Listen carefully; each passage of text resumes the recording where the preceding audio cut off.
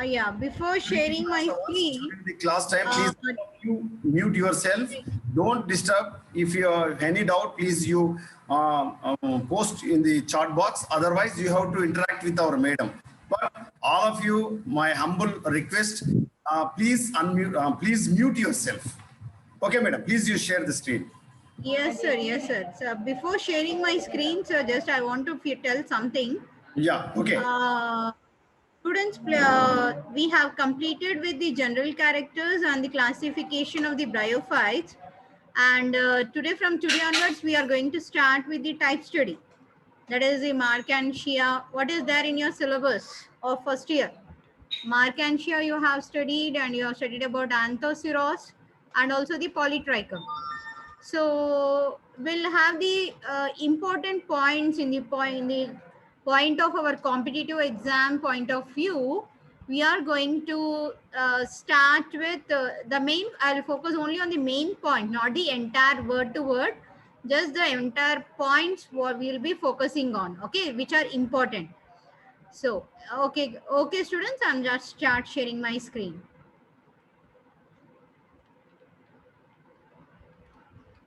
Yeah, I hope you can see my screen. Yeah, it's visible, madam. Please you click on the slideshow. Right, madam. Right. Yeah. So today onwards, I'm going to start with the type study. The first type study in bryophyte, that we call it as the Markantia. Okay. Now, so first we'll see regarding the classification or the systematic position of Markantia. So can you please have a recap of the classification? The division Bryophyta is divided into how many classes?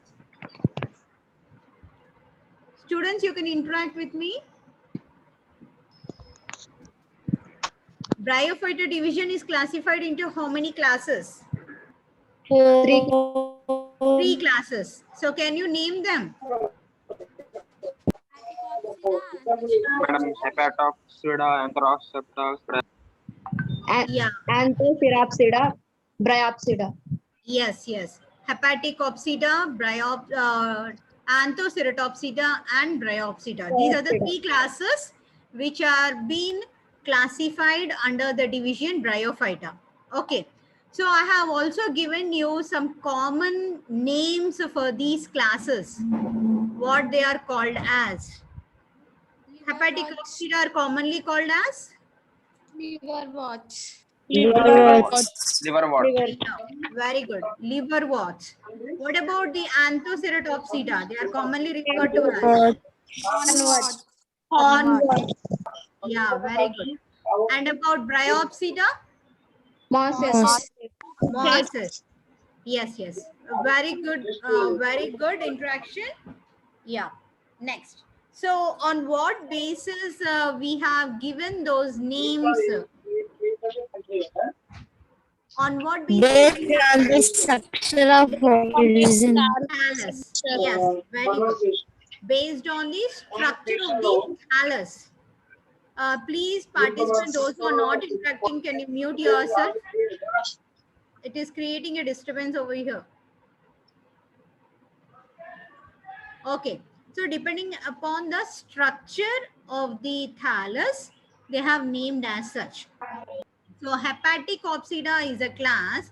So what the Markantia, what we are going to study today, this Markantia, it is going to belong to the class Hepaticopsida as it is showing. So you can look about here. As the shape of the thallus appears just like the liver lobes. Okay, so these are the lobes of the liver. The thallus appears just like that. So it has been commonly called as liverworts. Next, it belongs to the order Markantiales, family Markantiaceae, and Markantia. Here, this is the systematic position of the Markantia. Now, so we all know that all the bryophytes, they are terrestrial and they are growing in the shady, moist and the shady places. Or this Markantia, it also grows on the damp soil. That is wherever there is a wet condition, it will grow on that. Or also at the banks of the streams. That is at the water, where the water is going to flow at that in the banks, that is the side of those streams, you can see the occurrence of the growth of the Markantia and also on the moist rocks also. Now, so the common Indian species, what we observe of Markantia genera, Markantia polypha, Markantia palmata, Nepalensis, indica, and Simlana. So these are some of the few species. So there are around 11 species of which are reported in India. So among which generally we are more commonly growing Markantia species is Markantia polymorpha and Markantia indica. So these two species are very widely occurred or grown in the Indian regions. Now, next we'll go for the gametophytic generation. That is how the plant is appearing like. This Markantia morphological structure, how it shows. So one point I want to tell you here is the Markantia thallus. You can please note down these points what I am telling is commonly referred to as prostrate thallus. That is the first point. Dorsiventral thallus, prostrate, dorsiventral, and and the leafy thalloid. I repeat, Markantia thallus is represented as prostrate thallus, dorsiventral, and leafy thalloid. What are these 3 points referred to as here? So first thing we are talking about prostrate. So prostrate means this Markantia, it always grows along the surface of the ground, on the ground surface. It won't project out, just like the higher plants and tall. The stem will not be standing erect, and it can't be projecting away from the ground surface. No, that's why we are calling it as a prostrate, growing on the surface of the soil surface. Right. Next thing, what I told you, dorsiventral. That means the thallus is different. We can see the difference in the thallus dorsally as well as ventrally, just like a leaf. So when we observe the structure of a leaf, the dorsal side of the leaf is very much dark green in color when compared to the lower surface. So as we can see a differentiation, generally I'm talking about a dicot leaf. Okay. The leaf, it appears dorsal surface is different from the ventral surface, either in the color or in the anatomical structure. So even Markantia is also, dorsal side is completely green in color. So you have seen the picture over here. This is the dorsal surface. Okay, the upper side, what we talked about, it is dark green in color. So when we go to the lower surface of this Markantia, it is somewhat brownish in color.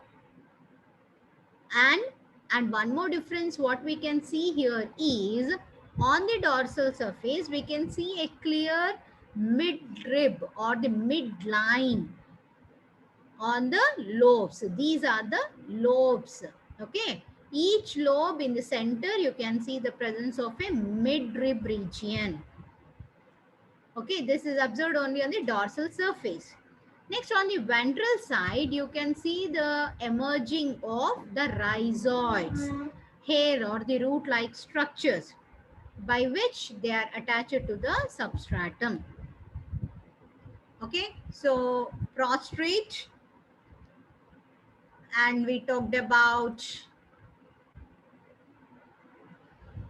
okay, prostrate, then it is a dorsiventral thallus, and another point what I'm told you, it is leafy thalloid. That means the structure, the gametophyte structure appears just like a leaf. The thallus is appearing just like a leaf, so we call it as a leafy thalloid.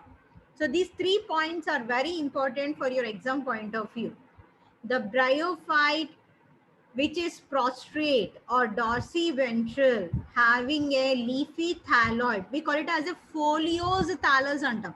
This leafy thalloid like structure ni, we call it as foliose thallus. Foliose. Foliose. Foliose. That means to say, just I'm going to write over here. I'm taking a pen. Folios. Folios represent as the leaf. Folios and eppudu kuda leaf structure. Folios. So the thalloid is foliose thallus, prostrate and dorsiventral. Am I clear? Right. Next Yes, I'm ma'am. going for the, so in the next is the on the dorsal side, what else you can see here? You can see the presence of the midrib region. It is dark green in color. And another important point is on the dorsal surface, you can see the presence of the sexual organs which are emerging out in the form of antheridophores and archegoniophores. So what is a phore here? Phore and a stalk. So what is this stalk? Antheridiophore is a stalk or which bears the male sexual organ called as antheridia. Whereas archegoniophore, it is a stalk which is going to bear the female sexual organs called as archegonia. So these two we can observe emerging out from the dorsal surface of the thallus. That is another important point. Next point is marcantia on the midrib region. You can see in this midrib region, you can see some cup-like structures over here. These are called as gemmae-cups, which possess in this gemmae-cups, we can see the presence or the formation of many number of gemmae. Gemmae are the asexual spores which are going to be developed for carrying out the asexual reproduction. So on the dorsal side, you can see all these structures. And another point is on the dorsal surface of the thallus, you can see the presence of air pores also. Okay, or the complete thallus you can see here. We can see certain dots on the thallus here. Can you see this one? These are the, yeah. These are the air pores. So ఇక్కడ మీకు clear గా you can see a central line which we call it as a midrib region, dark green in color structure, and folios or leaf-like structure here. Okay, so this is regarding the dorsal surface, how it is representing. Next, we'll go with the ventral surface. Ventral and kindi bhagam. So on the other side of the dorsal side. So how we can differentiate a dorsal side and a ventral side? Dorsal side is dark green in color, but ventral side, this is a ventral surface where you can see the brown, light brown color structure. The color of it is light brownish in color. And most important point is on the ventral surface, we can see the development of small hair-like structures which are called as rhizoids. So these are the rhizoids which help in fixing the thallus to the substratum. Now these rhizoids, this is a very important point here. There are two types of rhizoids which we can see in the marcantia. One is called a smooth-walled rhizoid and another one is called as tuberculate rhizoids. Smooth walled, that means when we observe, you can see here the structure of the rhizoid. What is a rhizoid actually? It is a small, long, hair-like structure, just like a hair.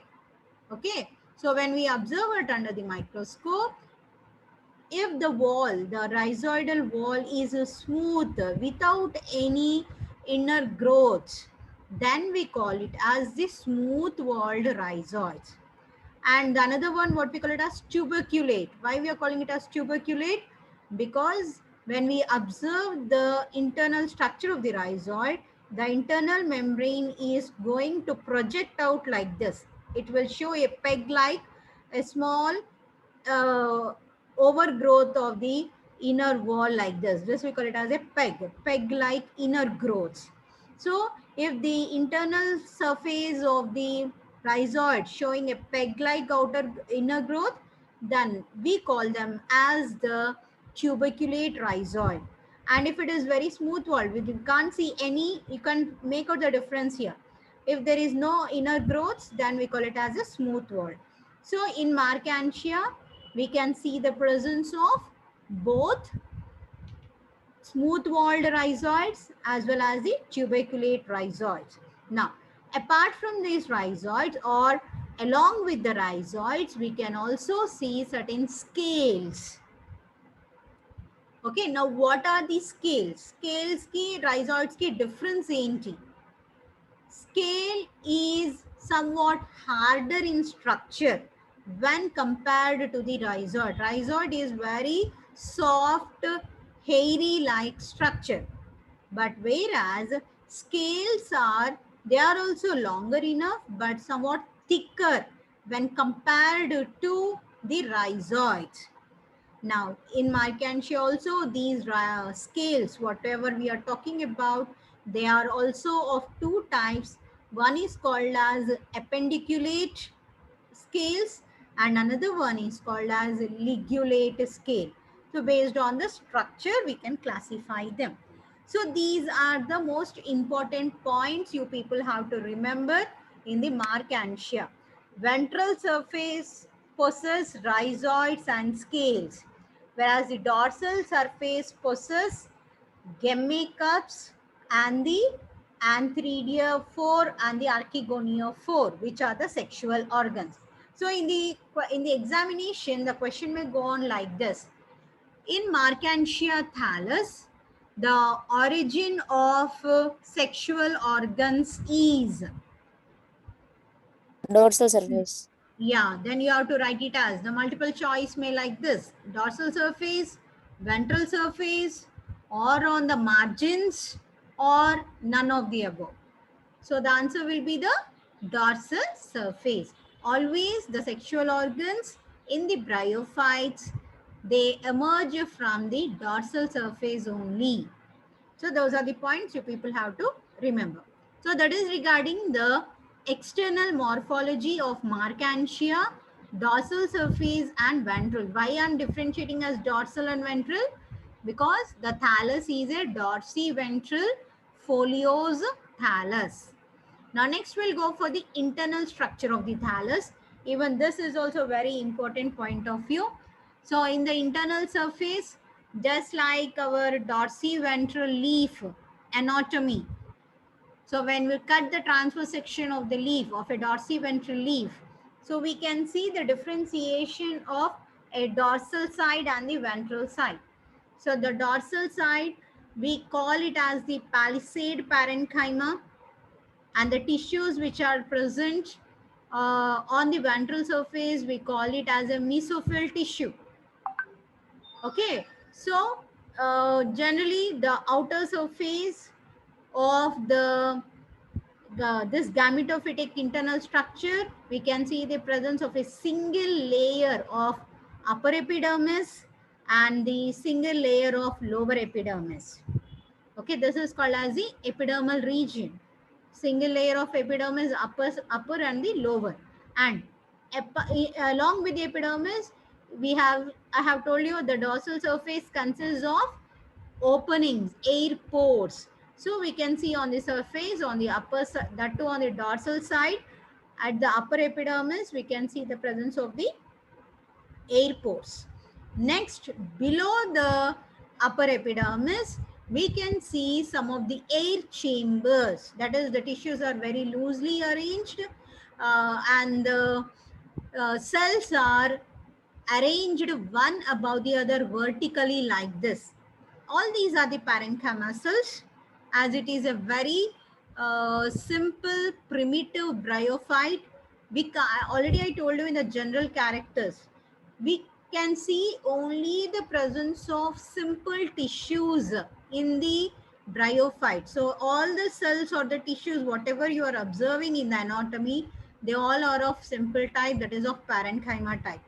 So here the cells are vertically arranged one above the other like this, and forming, and they are loosely arranged, forming the air chambers in between. Now, another important point here is in this layer, that is the region which is present below the upper epidermis region, it is called as photosynthetic region or the assimilatory region or assimilation region. This is a important point.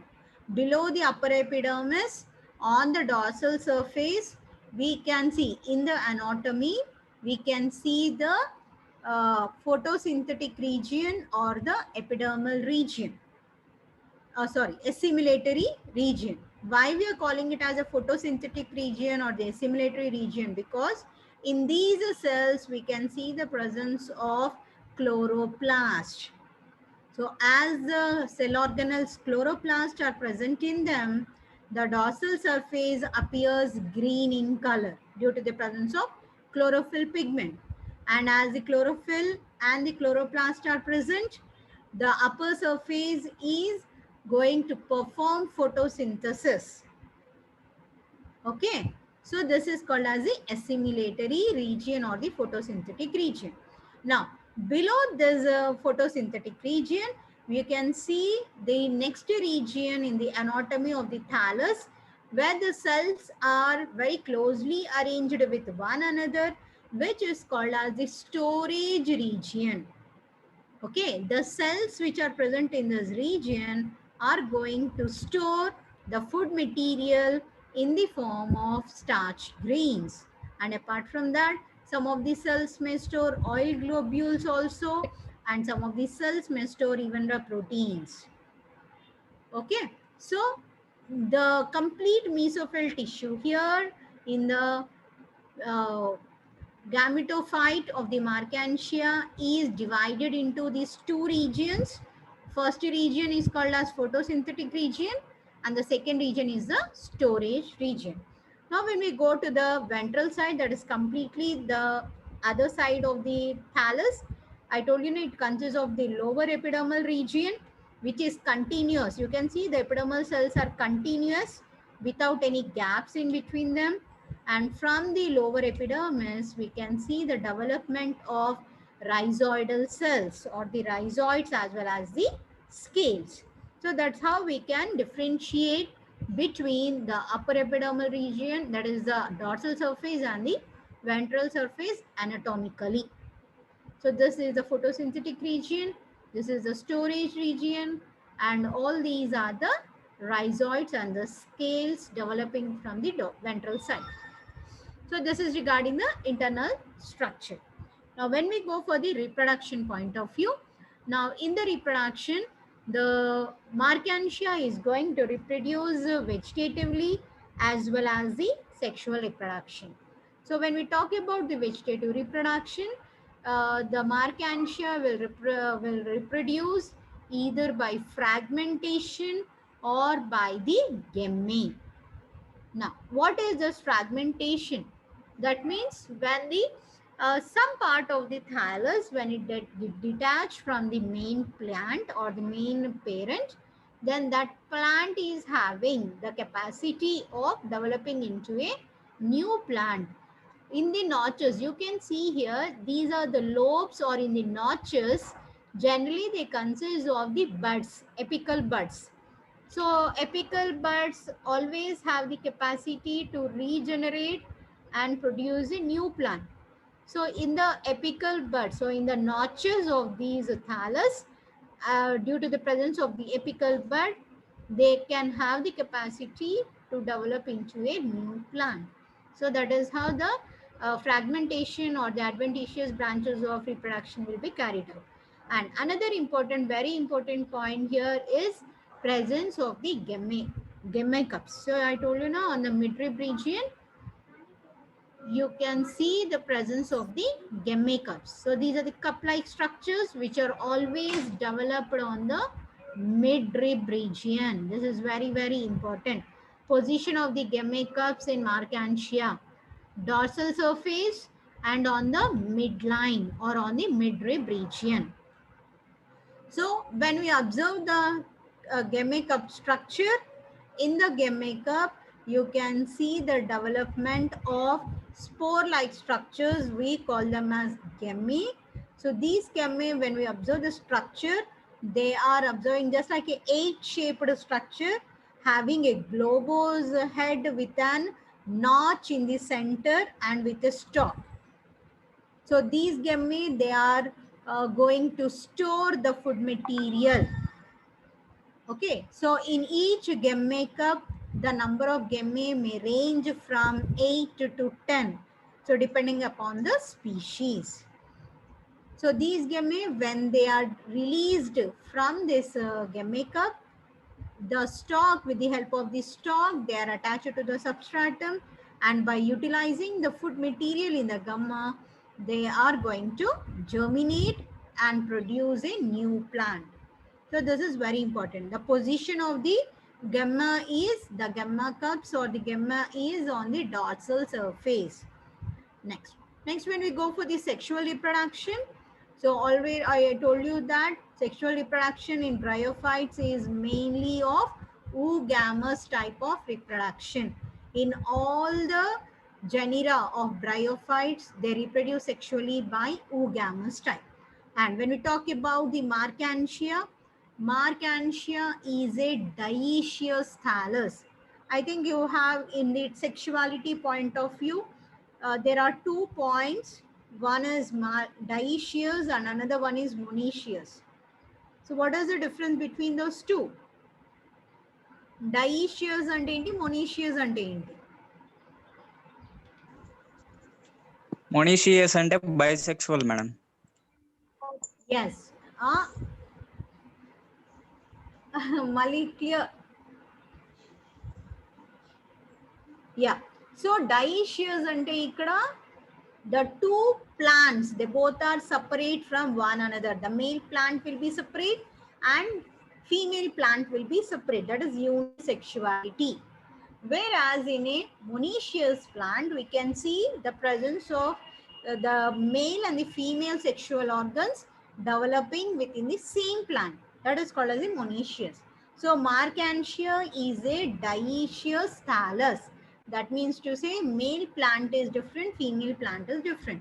So the male thallus is going to show the presence of, or it consists of, the development of male reproductive organs, which we call it as antheridia, and whereas the female thallus shows the development of female sexual organ called as archegonia.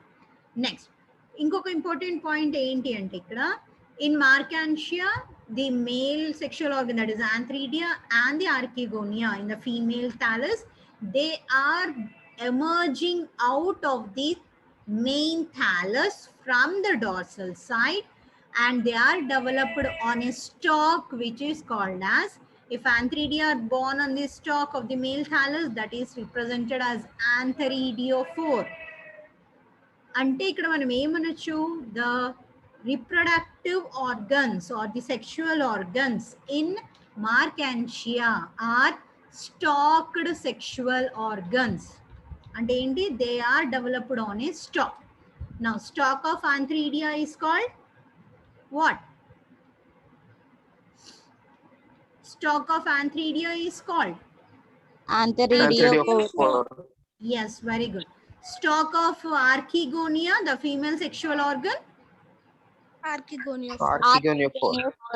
Yes, very good. So, sexual organs in Markantia are developed on the surface, or they are embedded, or they are stalked, or none of the above. So, stalk. Okay, fine. So, we can also observe the difference in the antheridiophore structure and the archegoniophore structure also. So when you observe an antheridiophore, this on the stalk of the antheridiophour, you can see a disc-shaped structure here. You can see this is a disc-shaped structure, and on the ventral side of this disc, you can see the development of the antheridia, the club-shaped antheridia in this manner. Okay, so this is an antheridiophour structure we can see here, and it is a disc shaped consisting of 8 lobes. Right. So next, in these lobes, you can see the development of the antheridia in the chambers. And this is called as an antheridial chamber, in which you can see the stalked antheridia developed. Okay. Next, when we go for the structure of antheridia, already I told you they are stalked cells having a jacket layer, a single layer of jacket layer, and internal to the antheridia consists of antheridiocyte mother cells, or we can also call as androcyte mother cells, which will develop the male gamete anthrozoids. So this is a mature antheridium, just now I told you.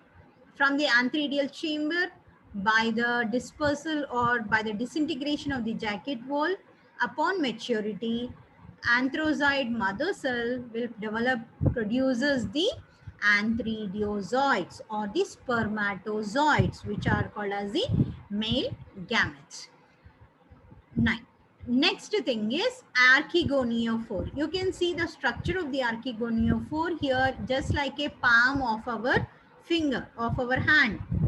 Okay, so you can see the archegonia in the attached to this umbrella-like structure of this archegoniophore in the reverse manner. This is a very in the very important in the Markantia.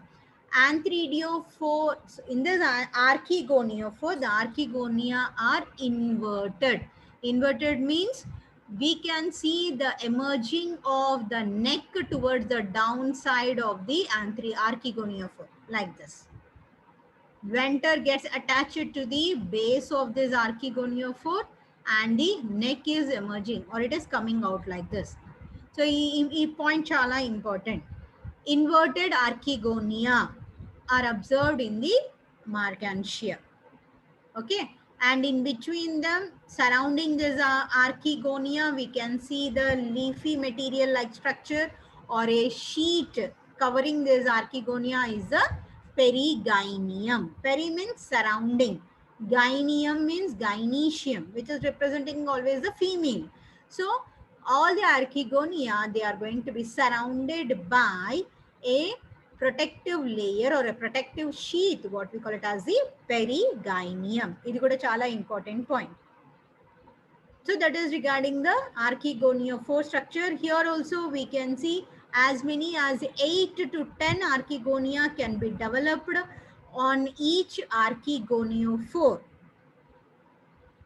Now, when we talk about the structure of the archegonia, we can see even this archegonia is also covered with the help of the jacket layer of cells having a globose venter, and from this globose venter you can see the long elongated neck region, and on the top of the neck you can see the presence of 2 cover cells.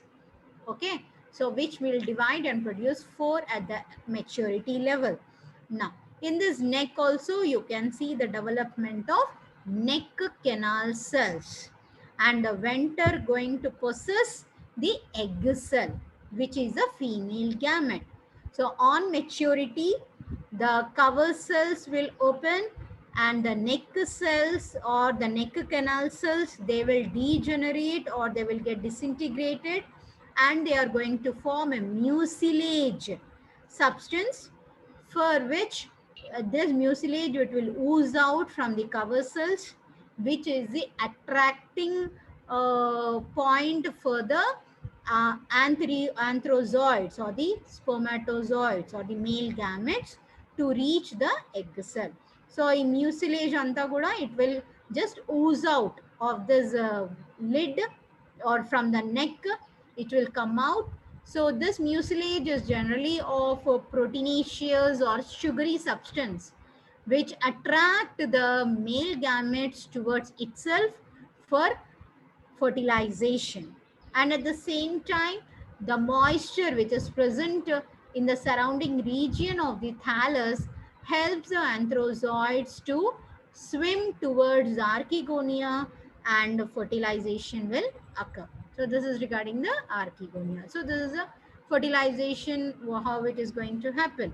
So from the antheridia, all the anthrozoids, they are coming out with the help of the water or the rain droplets. Simply they will swim along with that water, and they are going to reach the female thallus, that is archegoniophore, and all along with the water, all these anthrozoids, they will reach the archegonia by the attraction, chemotactic attraction of the mucilage, which is produced by the neck canal cells of the archegonia. Okay, and what will happen? The anthrozoids as well as the uh, egg, the female gamete, they undergo fusion, what we call it as a fertilization, and it results in the diploid zygote structure.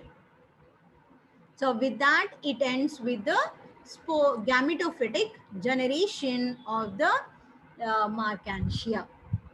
So I'll stop over here. Please, any doubts regarding this gametophytic generation, you can please ask me.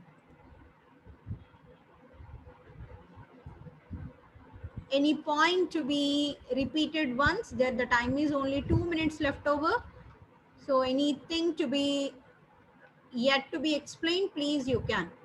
Already all these have you have studied in your first years. Hello, ma'am. Yes. Ma'am, can you please upload in YouTube because we have third sem from 5th of the July. Yeah. Okay. Tirupati sir will, yeah, sir is a host. He is recording. He will upload in the YouTube channel. No doubt. Okay, madam. Thank you. Yes. So any doubts regarding this Hello, topic? hello, ma'am. Yeah. Hello. Yeah, you can interact. No problem.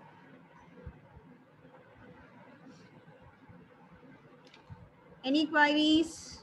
Anything to be explained in detail again? You can unmute yourself and ask me. Hello, ma'am. Yes? I want to suggest something. That would you please give the topic a day advance? Okay. Yeah, already I have explained. I already have indicated this in the yesterday's class. From today, I'm going to start with a type study Markantia. Yeah, yesterday in the class, I have announced, and I have taken the same thing today. Okay, ma'am. I just joined today. Yeah. Sorry for that. Okay, no problem. Today we have completed now with the gametophytic thallus of the life cycle. Okay, gametophytic generation I completed. Tomorrow I'll take up with the sporophytic generation and the life cycle of the Markantia. So that you can just go through that points and come again for any inquiries.